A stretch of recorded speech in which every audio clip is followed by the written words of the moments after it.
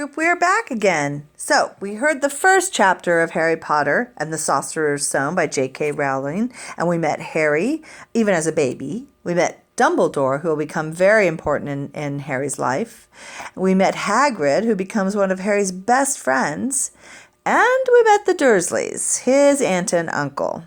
Now, we don't know exactly what's happened yet, except that something has happened to his parents, and that Voldemort, who ends up becoming the antagonist, the bad guy to Harry's good guy throughout this book, is somehow involved in the death of Harry's parents. But we don't know all the particulars yet. So let's move on to Chapter 2 and see what happens. Chapter 2 is called The Vanishing Glass.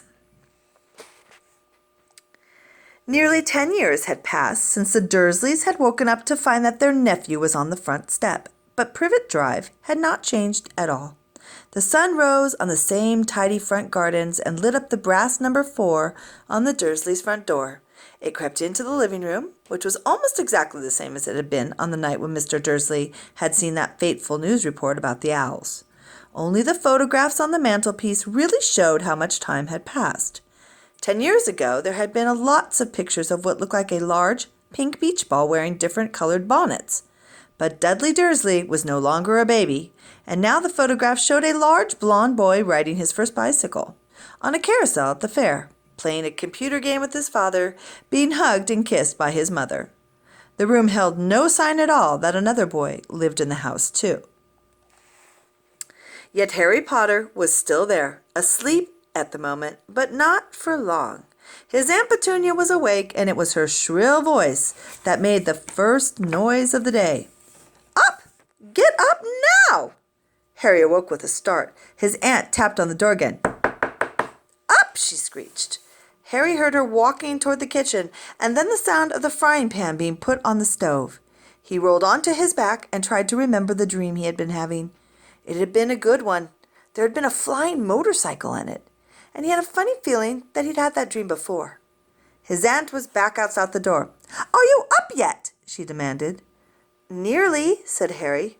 "Well, get a move on. I want you to look after the bacon, and don't you dare let it burn. I want everything perfect on Dudley's birthday." Harry groaned. "What did you say?" his aunt snapped through the door. Nothing. Dudley's birthday. How could he have forgotten? Harry got slowly out of bed and started looking for socks. He found a pair under his bed, and after pulling a spider off one of them, he put them on. Harry was used to spiders because the cupboard under the stairs was filled with them, and that was where he slept. When he was dressed, he went down the hall into the kitchen. The table was almost hidden beneath all Dudley's birthday presents. It looked as though Dudley had gotten the new computer he wanted. Not to mention the second television, the racing bike. Exactly why Dudley wanted a racing bike was a mystery to Harry, as Dudley was very fat and he hated exercise. Unless, of course, it was involved punching someone. Dudley's favorite punching bag was Harry, but he often couldn't catch him, because Harry didn't look it, but he was very fast. Perhaps it had something to do with living in a dark cupboard, but Harry had always been small and skinny for his age. He looked even smaller and skinnier than he really was because all he had to wear were old clothes of Dudley's, and Dudley was about 4 times bigger than he was.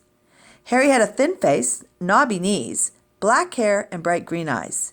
He wore round glasses held together with a lot of Scotch tape because of all the times Dudley had punched him in the nose. The only thing Harry liked about his own appearance was a very thin scar on his forehead that was shaped like a bolt of lightning. He'd had it as long as he could remember, and the first question he could ever remember asking his Aunt Petunia was how he had gotten it. "In the car crash, when your parents died," she had said, "and don't ask questions." Don't ask questions. That was the first rule for a quiet life with the Dursleys. Uncle Vernon entered the kitchen as Harry was turning over the bacon. "Comb your hair," he barked, by way of a morning greeting. About once a week, Uncle Vernon looked over the top of his newspaper and shouted that Harry needed a haircut. Harry must have had more haircuts than the rest of the boys in his class put together. But it made no difference because his hair simply grew that way, all over the place. Harry was frying eggs by the time Dudley arrived in the kitchen with his mother. Dudley looked a lot like Uncle Vernon. He had a large pink face, not much neck, small, watery blue eyes, and thick blonde hair that lay smoothly on his thick, fat head. Aunt Petunia often said that Dudley looked like a baby angel, but Harry often said that Dudley looked like a pig in a wig. Harry put the plates of egg and bacon on the table, which was difficult as there wasn't much room. Dudley, meanwhile, was counting his presents, and his face fell. 36, he said, looking up at his mother and father. That's 2 less than last year. Darling, you haven't counted up to Margie's present. See, it's here under this big one from Mummy and Daddy. All right, 37 then, said Dudley, going red in the face. Harry, who could see a huge Dudley tantrum coming on, began wolfing down his bacon as fast as possible in case Dudley turned the table over. Aunt Petunia seemed obviously scented danger too, because she said quickly, "Well, and we'll buy you another 2 presents while we're out today. How's that, Popkin? 2 more presents, is that all right?" Dudley thought for a moment. It looked like hard work, and finally he said, "So I'll have 30? 30. Well, 39, sweetums," said Aunt Petunia. "Oh," Dudley sat down heavily and grabbed the nearest parcel. "All right, then." Uncle Vernon chuckled. "Little Tyke wants his money's worth, just like his father. Attaboy, Dudley," and he ruffled Dudley's hair. At that moment, the telephone rang, and Aunt Petunia went to answer it, while Harry and Uncle Vernon watched Dudley unwrap the racing bike, a video camera, a remote-control airplane, 16 new computer games, and a VCR. He was ripping the paper off of a gold wristwatch when Aunt Petunia came back from the telephone, looking both angry and worried. "Bad news, Vernon," she said. "Mrs. Figg's broken her leg, and she can't take him." She jerked her head in Harry's direction. Dudley's mouth fell open in horror, but Harry's heart gave a leap. Every year on Dudley's birthday, his parents took him and a friend out for the day to adventure parks and hamburger restaurants or the movies. And every year, Harry was left behind with Mrs. Figg, a mad old lady who lived 2 streets away, and Harry hated it there. The whole house smelled of cabbage, and Mrs. Figg made him look at the photographs of all the cats that she'd ever owned. "Well, now what?" said Aunt Petunia, looking furiously at Harry as though he'd planned this. Harry knew he ought to feel sorry that Mrs. Figg had broken her leg, but it wasn't easy when he reminded himself that it would be a whole year before he had to look at Tibbles, Snowy, Mr. Paws, and Tufty again. "Well, we could phone Marge," Uncle Vernon suggested. "Don't be silly, Vernon. She hates the boy."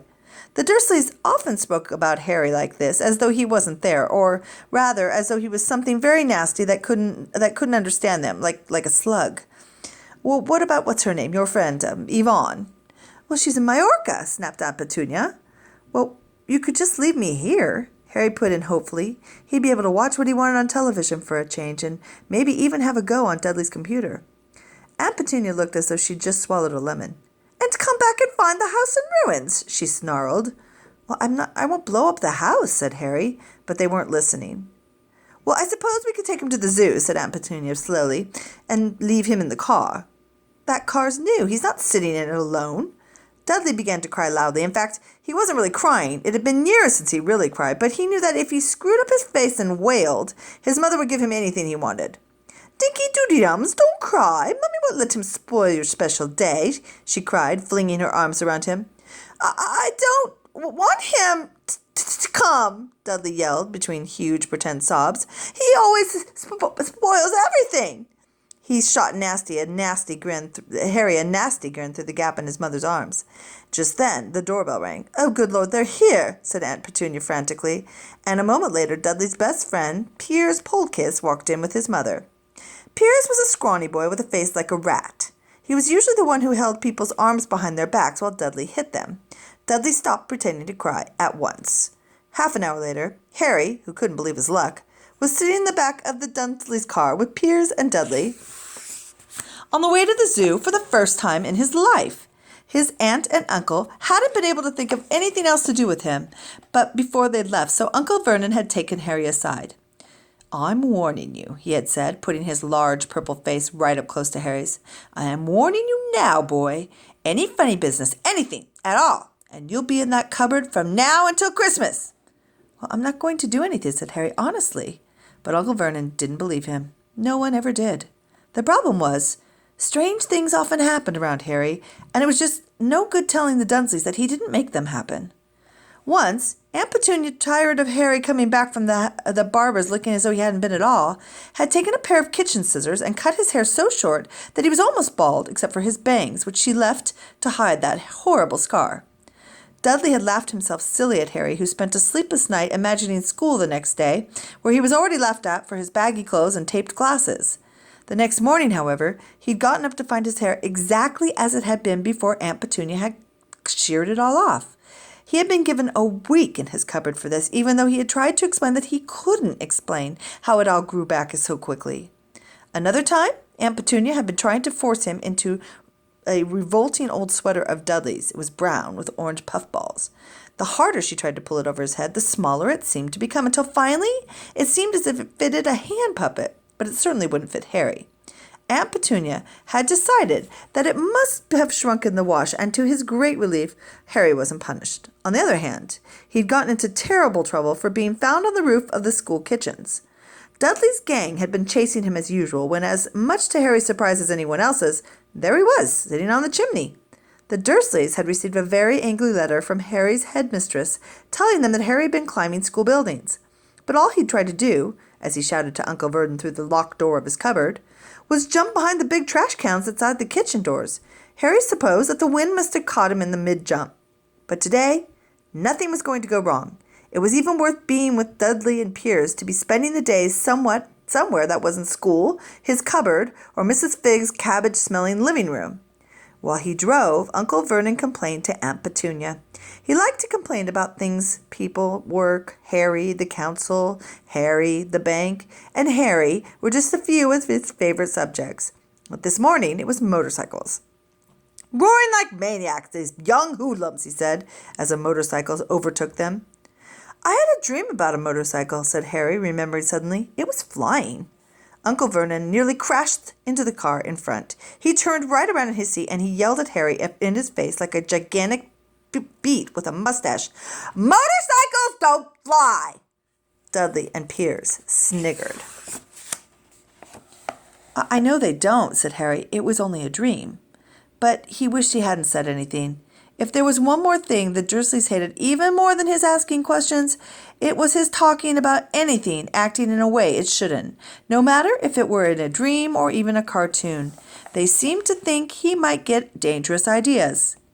It was a very sunny Saturday, and the zoo was crowded with families. The Dursleys brought Dudley and Piers large chocolate ice creams at the entrance, and then, because the smiling lady in the van had asked Harry what he wanted before they could hurry him away, they bought him a cheap lemon ice pop. It wasn't bad either, Harry thought, licking it as they watched a gorilla scratching his head, who looked remarkably like Dudley, except that it wasn't blonde. Harry had the best morning he'd had in a long time. He was careful to walk a little way apart from the Dursleys so that Dudley and Piers, who were starting to get bored with the animals by lunchtime, wouldn't fall back on their favorite hobby of hitting him. They ate in the zoo restaurant, and when Dudley had a tantrum because his Knickerbocker glory didn't have enough ice cream on top, Uncle Vernon bought him another one, and Harry was allowed to finish the first. Harry felt afterward that he should have known it was all too good to last. After lunch, they went to the reptile house. It was cool and dark in there, with lit windows all along the walls, and behind the glass, all sorts of lizards and snakes were crawling and slithering over bits of wood and stone. Dudley and Piers wanted to see huge, poisonous snake cobras and thick, man-crushing pythons. Dudley quickly found the largest snake in the place. It could have wrapped its body twice around Uncle Vernon's car and crushed it into a trash can. But at the moment, it didn't look in the mood. In fact, it was fast asleep. Dudley stood with his nose pressed against the glass, staring at the glistening brown coils. "Make it move," he whined at his father, and Uncle Vernon tapped on the glass, but the snake did not budge. "Do it again," Dudley ordered. Uncle Vernon rapped the glass smartly with his knuckles, but the snake just snoozed on. "This is boring," Dudley moaned, and he shuffled away. Harry moved in front of the tank and looked intently at the snake. He wouldn't have been surprised if it had died of boredom itself. No company except stupid people drumming their fingers on the glass trying to disturb it all day long. It was worse than having a cupboard as a bedroom, where the only visitor was Aunt Petunia's hammering on the door to wake you up. At least he got to visit the rest of the house. The snake suddenly opened its beady eyes, slowly, very slowly. It raised its head until its eyes were on level with Harry's, and it winked. Harry stared, and then he looked around to see if anyone was watching, and they weren't. He looked back at the snake, and he winked too. The snake jerked his head towards Uncle Vernon and Dudley and then raised his eyes to the ceiling. It gave Harry a look that quite plainly said, "I get that all the time."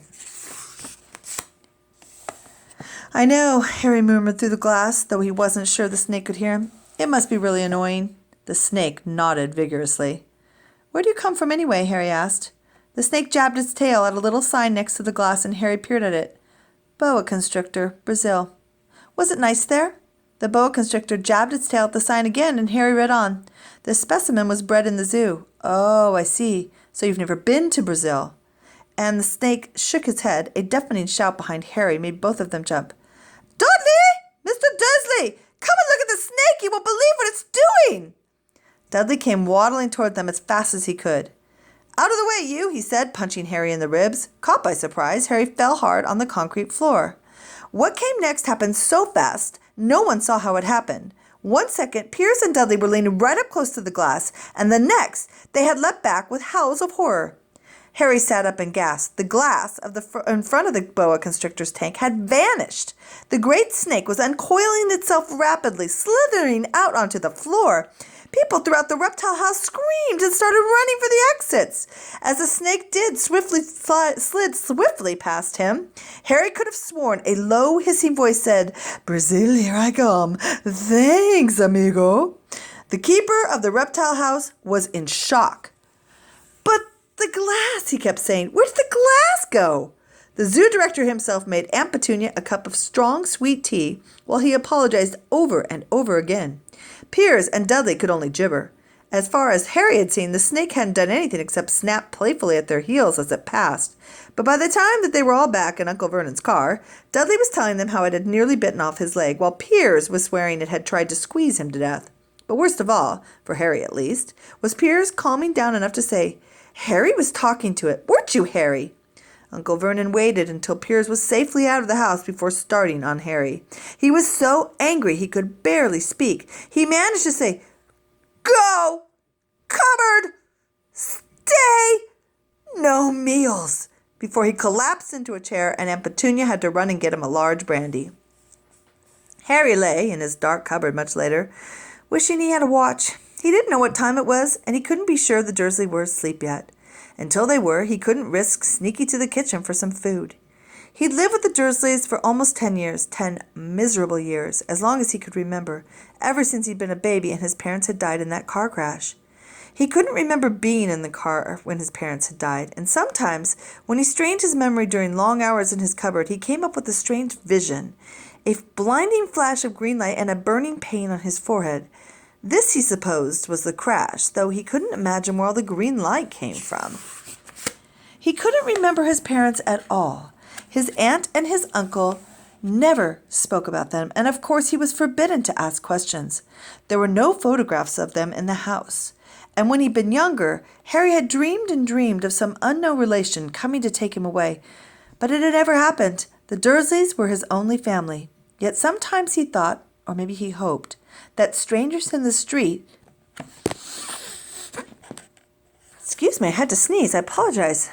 Sometimes he hoped that strangers in the street seemed to know him.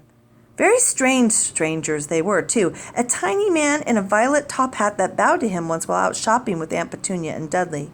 And after asking Harry furiously if he knew the man, Aunt Petunia had rushed them out of the shop without buying anything. A wild-looking old woman dressed all in green had waved merrily at him once on a bus, and a bald man in a very long purple coat had actually shaken his hand in the street the other day and then walked away without a word. But the weirdest thing about all these people is the way that they seemed to vanish the second Harry tried to get a closer look. At school, Harry had no one. Everybody knew that Dudley's gang hated that odd Harry Potter in his baggy old clothes and broken glasses, and nobody liked to disagree with Dudley's gang. And now for Chapter 3, The Letters from No One. The escape of the Brazilian boa constrictor earned Harry his longest ever punishment.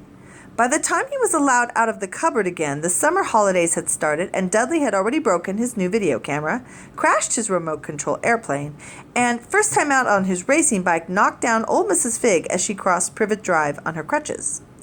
Harry was glad school was over, but there was no escaping Dudley's gang, who visited the house every single day. Piers, Dennis, Malcolm, and Gordon were all big and stupid, but as Dudley was the biggest and the stupidest of the lot, he was the leader. The rest of them were all quite happy to join in Dudley's favorite sport, Harry hunting. This was why Harry spent as much time as possible out of the house, wandering around and thinking about the end of his holidays, where he could see a tiny ray of hope. When September came, he would be going off to secondary school and, for the first time in his life, he wouldn't be with Dudley. Dudley had been accepted at Uncle Vernon's old private school, Smeltings. Piers Polkiss was going there too. Harry, on the other hand, was going to Stonewall High, the local public school. Dudley thought this was very funny. "They stuff people's heads in the toilet the first day at Stonewall," he told Harry. "Want to come upstairs and practice?" "No thanks," said Harry.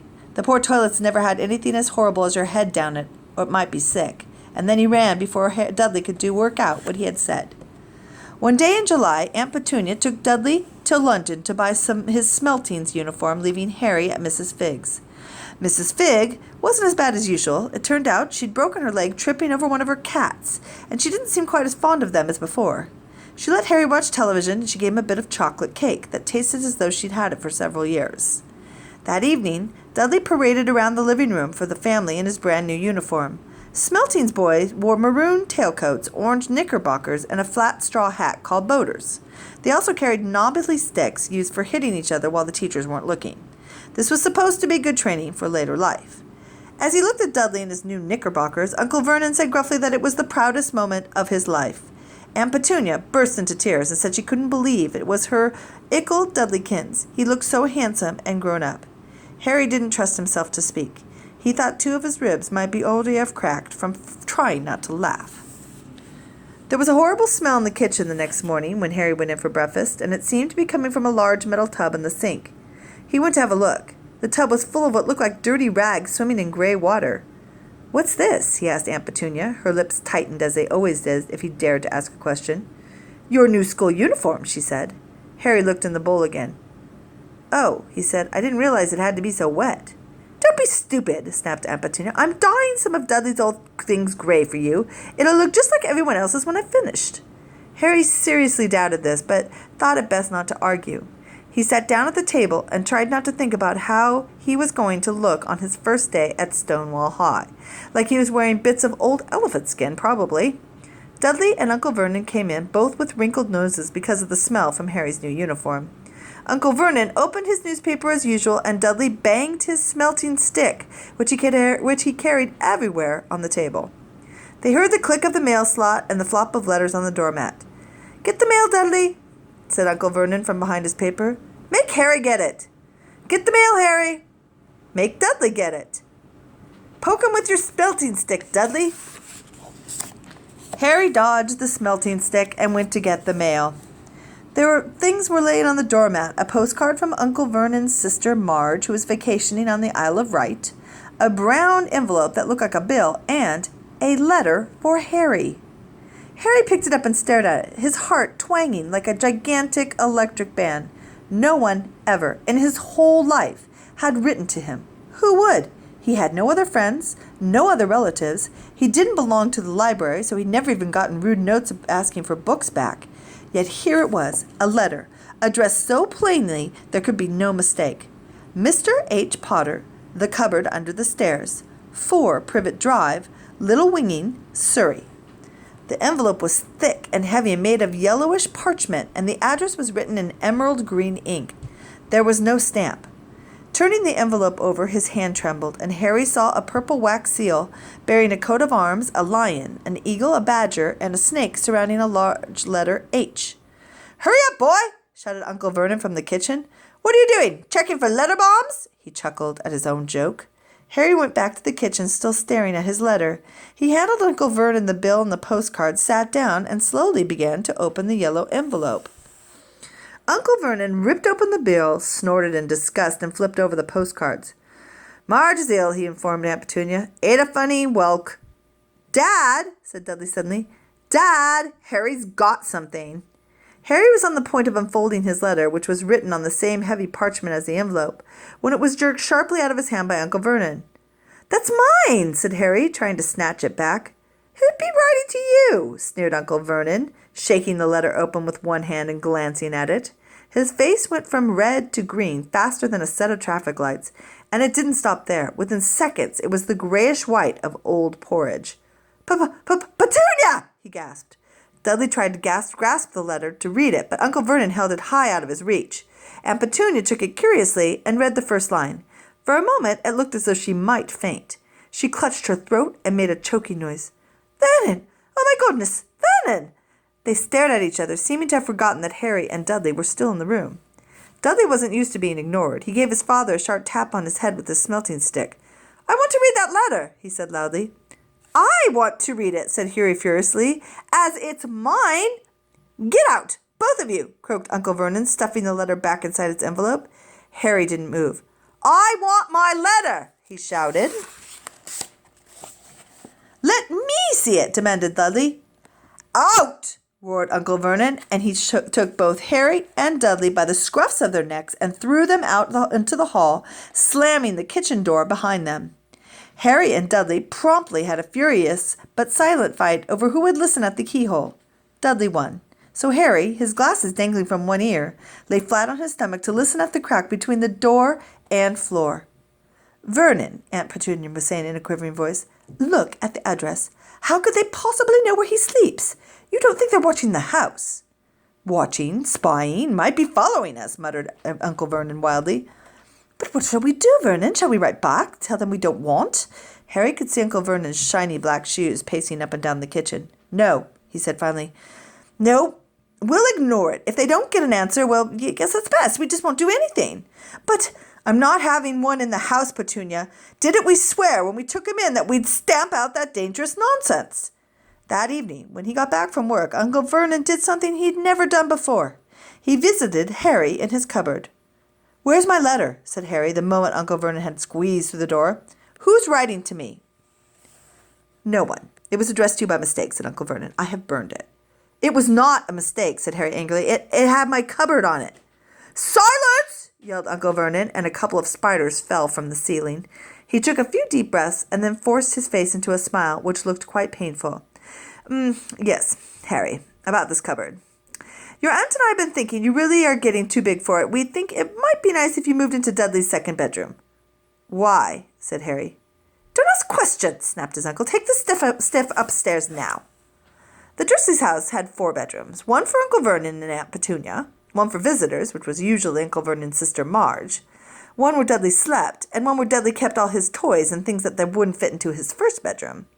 It only took Harry one trip upstairs to move everything he owned from the cupboard to this room. He sat down on the bed and stared around him. Nearly everything in here was broken. The month-old video camera was lying on top of a small working tank that Dudley had once driven over the next-door neighbor's dog.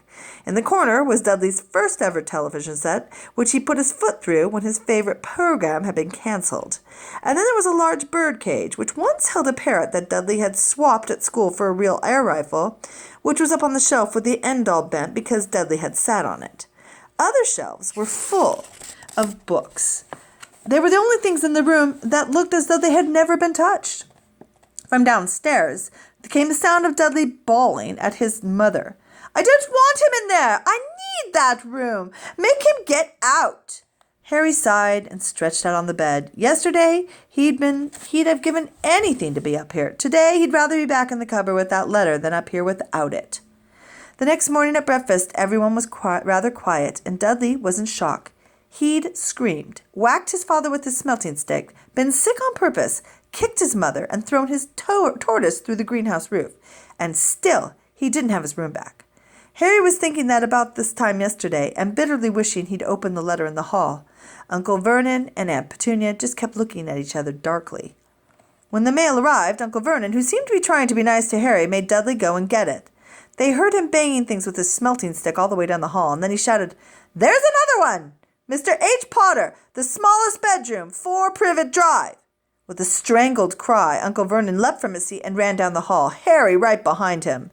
Uncle Vernon had to wrestle Dudley to the ground to get the letter from him, which was made difficult by the fact that Harry had grabbed Uncle Vernon around the neck from behind. After a minute of confused fighting, in which everyone got hit a lot by the smelting stick, Uncle Vernon straightened up, gasping for breath, with Harry's letter clutched in his hand. Go to your cupboard. I mean your bedroom, he wheezed as to Harry. And Dudley, just go. Harry walked around and round to his new room, and someone knew he had moved out of his cupboard, and they seemed to know he hadn't received his first letter. Surely that meant they'd try again, and this time he'd make sure they didn't fail. He had a plan. The repaired alarm clock rang at 6 o'clock the next morning, and Henry turned it off quickly and dressed silently. He mustn't wake the Dursleys. He stole downstairs without turning on any of the lights. He was going to wait for the postman on the corner of Privet Drive and get the letters for number 4 first. His heart hammered as he crept down the dark hall toward the front door. Arrgh! Harry leapt into the air. He'd trodden on something big and squashy on the doormat. Something alive! Lights clicked on upstairs, and to his horror, Harry realized that the big squashy something had been his uncle's face. Uncle Vernon had been lying at the foot of the front door in a sleeping bag, clearly making sure that Harry didn't do exactly what he'd been trying to do. He shouted at Harry for about a half an hour, and then told him to go and make a cup of tea. Harry shuffled miserably off into the kitchen, and by the time he got back, the mail had arrived right into Uncle Vernon's lap. Harry could see 3 letters addressed in green ink. I want, he began, but Uncle Vernon was tearing the letters into pieces before his eyes. Uncle Vernon didn't go to work that day. He stayed at home and nailed up the mail slot. See, he explained to Aunt Petunia through a mouthful of nails, if they can't deliver them, then they'll just give up. I'm not sure that's going to work, Vernon. Okay, these people's minds work in strange ways, Petunia. They're not like you and me, said Uncle Vernon, trying to knock at a nail with a piece of fruitcake Aunt Petunia had just brought him. On Friday, no less than 12 letters arrived for Harry, and as they couldn't go through the mail slot, they'd been pushed under the door, slotted through the sides, and a few even forced through the small window in the downstairs bathroom. Uncle Vernon stayed at home again. After burning all the letters, he got out a hammer and nails and boarded up the cracks around the front and the back doors so no one could go out. He hummed, "Tiptoe through the tulips," as he worked, and he jumped at small noises. On Saturday, things began to get out of hand. 24 letters to Harry found their way into the house, rolled up and hidden inside each of the 24 eggs that their very confused milkman had handed Aunt Petunia through the living room window. While Uncle Vernon made furious telephone calls to the post office and the dairy trying to find someone to complain to, Aunt Petunia shredded the letters in her food processor. Who on earth wants to talk to you this badly? Dudley asked Harry in amusement. On Sunday morning, Uncle Vernon sat down at the breakfast table looking tired and rather ill, but happy. No post on Sundays, he reminded them cheerfully as he spread marmalade on his newspapers. No damn letters today. Something came whizzing down the kitchen chimney as he spoke and caught him sharply in the back of the head. The next moment, 30 or 40 letters came pelting out of the fireplace like bullets. The Dursleys ducked, but Harry leapt into the air trying to catch one. Out! Out! Uncle Vernon seized Harry around the waist and threw him into the hall. When Aunt Petunia and Dudley had run out with their arms over their faces, Uncle Vernon slammed the door shut. They could hear the letters still streaming into the room, bouncing off the walls and the floor. That does it, says Uncle Vernon, trying to speak calmly, but pulling great tufts out of his mustache at the same time. I want you all back here in 5 minutes, ready to leave. We are going away. Just pack some clothes and no arguments. He looked so dangerous with half his mustache missing that no one was dared to argue. 10 minutes later, they had wrenched their way through the boarded-up doors and were in the car, speeding toward the highway. Dudley was sniffling in the back seat. His father had hit him around the head for holding them up while he tried to pack his television, VCR, and computer into his sports bag. They drove, and they drove. Even Aunt Petunia didn't dare ask where they were going. Every now and then, Uncle Vernon would take a sharp turn and drive in the opposite direction for a while. Shake 'em off, he would mutter whenever he did this. They didn't stop to eat or drink all day, and by nightfall, Dudley was howling. He had never had such a bad day in his life. He was hungry, he'd missed 5 television programs he wanted to see, and he'd never gone so long without blowing up an alien on his computer. Uncle Vernon stopped at last outside a gloomy-looking hotel on the outskirts of a big city. Dudley and Harry shared a room with twin beds and damp, musty sheets. Dudley snored, but Harry stayed awake, sitting on the windowsill, staring down at the lights of passing cars and wondering. They ate stale cornflakes and cold tinned tomatoes on toast for breakfast the next day. They had just finished when the owner of the hotel came over to their table. "Excuse me, but is one of you Mr. H. Potter? Only I got about 100 of these at the front desk." She held up a letter so they could read the green ink address. Mr. H. Potter, room 17, Railview Hotel, Cokeworth. Henry made a grab for the letter, but Uncle Vernon knocked his hand out of the way, and the woman stared. "I'll take them," said Uncle Vernon, standing up quickly and following her from the dining room. "Wouldn't it be better to just go home, dear?" Aunt Petunia suggested timidly hours later. But Uncle Vernon didn't seem to hear her. Exactly what he was looking for, none of them knew. He drove them into the middle of the forest, got out, looked around, shook his head, got back in the car, and off they went again. The same thing happened in the middle of a plowed field, halfway across a suspension bridge, and at the top of a multi-level parking garage. "Daddy's gone mad, hasn't he?" Dudley asked Aunt Petunia dully late that afternoon. Uncle Vernon had parked at the coast, locked them all inside the car, and disappeared. It started to rain. Great drops beat on the roof of the car, and Dudley sniveled. "It's Monday," he told his mother. "The Great Humberto's on tonight, and I want to stay somewhere with a television." Monday. This reminded Harry of something. If it was Monday, and you could usually count on Dudley to know the days of the week because of television, then tomorrow, Tuesday, was Harry's 11th birthday. Of course, his birthdays were never exactly fun. Last year, the Dursleys had given him a coat hanger and a pair of Uncle Vernon's old socks. But still, you weren't 11 every day. Uncle Vernon went back and was smiling. He was also carrying a long, thin package, and he didn't answer Aunt Petunia when she asked what he'd bought. "Found the perfect place," he said. "Come on, everybody out." It was very cold outside the car, and Uncle Vernon was pointing at what looked as a large rock way out at sea. Perched on top of the rock was the most miserable little shack that you could ever imagine. One thing was certain, there was no television in there. "Storm forecast for tonight," said Uncle Vernon, gleefully clapping his hands together, "and this gentleman's kindly agreed to lend us his boat." A toothless old man came ambling up to them, pointing, with a rather wicked grin, at an old rowboat bobbing in the iron-gray water below them. "I've already got us some rations," said Uncle Vernon, "and so all aboard." It was freezing in the boat. Icy sea spray and rain crept down their necks, and chilly winds whipped their faces. After what seemed like hours, they reached the rock where Uncle Vernon, slipping and sliding, led the way to the broken-down house. The inside was horrible. It smelled strongly of seaweed. The wind whistled through the gaps in the wooden walls, and the fireplace was damp and empty, and there were only 2 rooms. Uncle Vernon's rations turned out to be a bag of chips each and 4 bananas. He tried to start a fire, but the empty chip bags just smoked and shriveled up. "Could do with some of those letters now, eh?" he said cheerfully.